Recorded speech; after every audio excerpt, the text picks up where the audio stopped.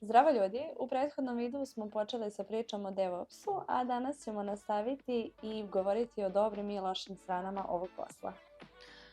U ovom videu ću ja pričati o onim manje lepim stranama, a tačnije lošim, a Kaća će pričati o onim dobrim stranama. Tako da hajde da krenemo i da vidimo šta smo mi to pripremili u ovom našem razgovoru o ovoj temi. Pre svega, ja mislim da je jedna jako loša stvar sa DevOpsom to što je ovo profesija koja nema radno vreme i što koliko god mi mogli i da imamo, ne znam, dobre satnice i da živimo u tom nekom da živimo taj neki malo luksuzniji život, tako mogu da ga nazovem. Znači, ovo pričam opet sa strane, dakle, stereotipa, ne onako možda kako je u realnosti. Problem je radno vreme, jer development može da bude od 9 do 5 ili od 8 do 4, ali DevOps ne može. Tako da to je moja jedna jako velika negativna strana ovog posla. Sa druge strane, ono što je jako lepo je to što vas ovaj posao tjera da uvek budete dinamični, da konstantno učite i da ne možete da se upasivite. Tako da stalnim sticanjem znanja rastete u svakom smislu te reči i ne znam, mislim da je to nešto što je jako dobro, da ne može da vam dosadi.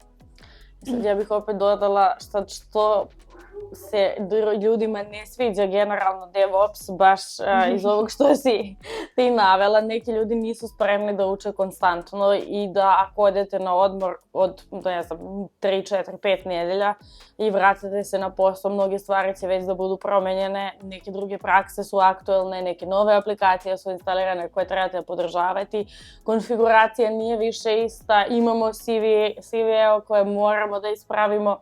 Tako da za one ljude koji možda nisu spremni da konstantno rade, da konstantno napreduju, da konstantno istražuju probleme, DevOps definitivno nije pravo mesto. Da, također šta je još lepo, to je što postoji saradnja sa različitim timovima, konstantna saradnja i to je, bar meni, po mom mišljenju, jako dobra strana DevOpsa. Sad, sa jedne strane, kada ljudi završe, recimo, ne znam, elektronski fakultet, ko što smo ti i ja uradile, problem jeste možda ta komunikacija s ljudima, jer klasični programeri, inženjeri, bar stereotip toga, kaže mi ne želimo da pričamo sa klijentima, mi želimo da dobijemo jasno definisane taskove sa jasnim onim kriterijumima šta sve treba da uradimo i ostalo.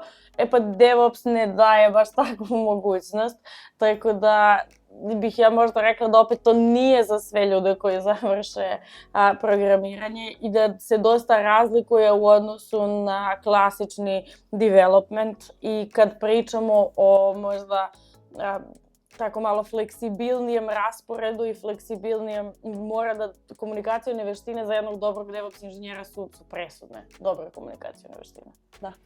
I posljednja stvar koju bih ja istakla kao dobru stranu DevOpsa je ta raznovrsnost, različite tehnologije koje se uče. To je opet vezano za ono što sam rekla da se konstantno uči, ali ta raznolikost, iako vam se možda neki deo u DevOpsu ne dopadne, nešto na čemu trenutno radite, uvek znate da će se to promeniti i da ćete raditi na nečemu novom, tako da čak i da u nekom periodu u poslu ne budete zadovoljni, znate da vas čeka nešto drugo što će vam se možda više dopasti. Tako da upravo ta raznovrsnost i ta mogućnost da se prelazi na različite tehnologije je nešto što, opet po mom mišljenju, jeste jako dobra strana.